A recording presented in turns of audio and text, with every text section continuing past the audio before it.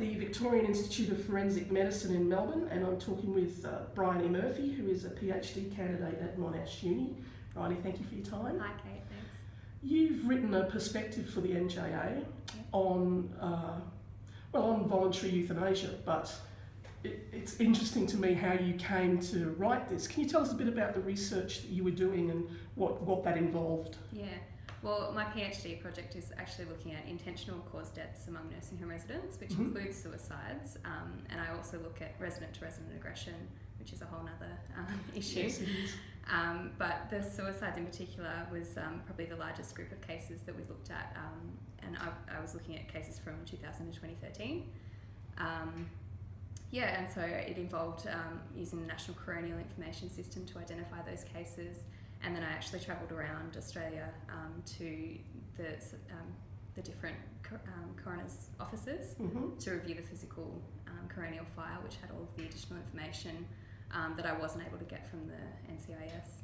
So you were looking at the files of people who have died in aged care facilities, and presumably looking at all the details of how, when and why. Exactly, yeah. What did you think about voluntary euthanasia before you started this research? To be honest, I don't think I really thought about it all that much, but I guess I had a sort of a general layperson's perspective in that, if you're really really sick and really wanting to go, then it should be your right. But I think that was before I knew what I know now. Right. And what do you know now? I mean, what kind of affected what you know or what you found out? What did that have on you? Well, I mean, I came into my PhD from a criminal justice background. Right. And so I really didn't know much about aged care and the mental health systems and anything like that. So it's now, I guess what I know is that it's very complex and there's a lot of different issues and a lot of issues that are being ignored, particularly just because it's an older population that we're talking about. And I think there's a really pervasive ageism in our society that isn't often talked about. So did you come to the conclusion that it's all very well to be pro-voluntary euthanasia, but there are things we can do first before things get to that point? Yeah, exactly. That's the point I really wanted to make with this, was that I think if we focus solely on the euthanasia debate, we neglect a lot of the other issues that are going on, and it just gets pushed to the side. So, what were some of the issues that you pinpointed that you'd like to see talked about?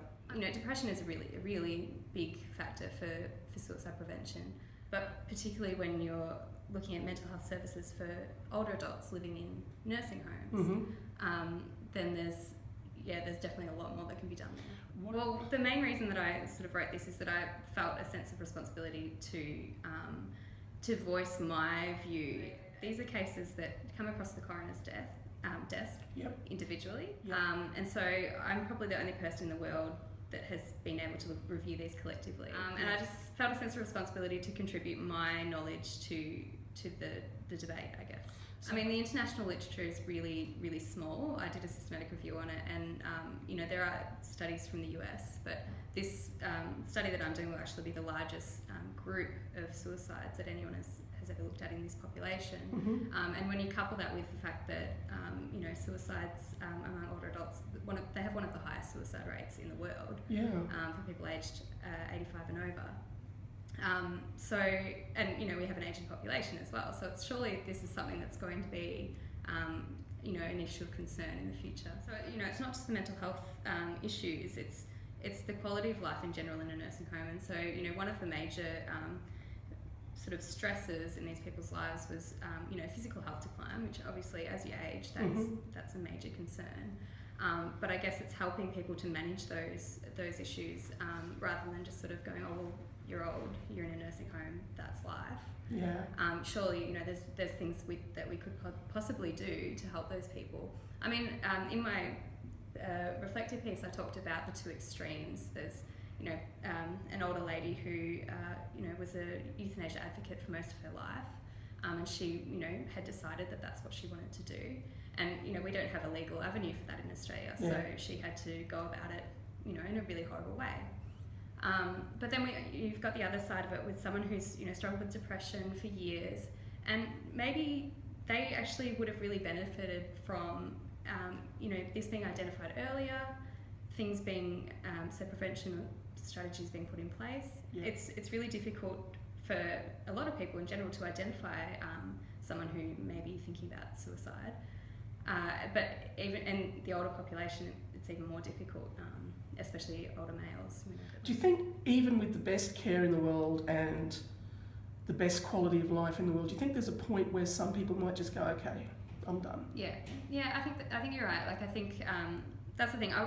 That's why I said I'm not really for or against euthanasia. Yeah. I think there's middle grounds. I think that's what I'm finding as I'm finding my way through my PhD. I'm finding that I'm very passionate about, valuing older adults, and there's so many ways that they just get forgotten about.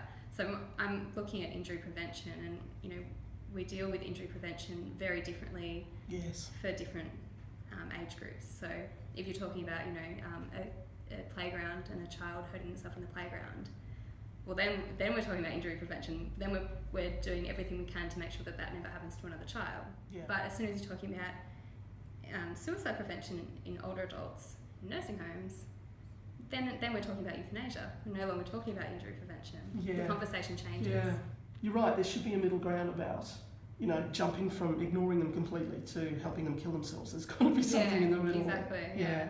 Well, in terms of my research, so as I said, I was looking at deaths in Australia. Mm-hmm. So nationally, from 2000 to 2013, we had over 100 suicide cases among nursing home residents. Wow. So I guess if you're thinking, by year annually, that's about 10 per year.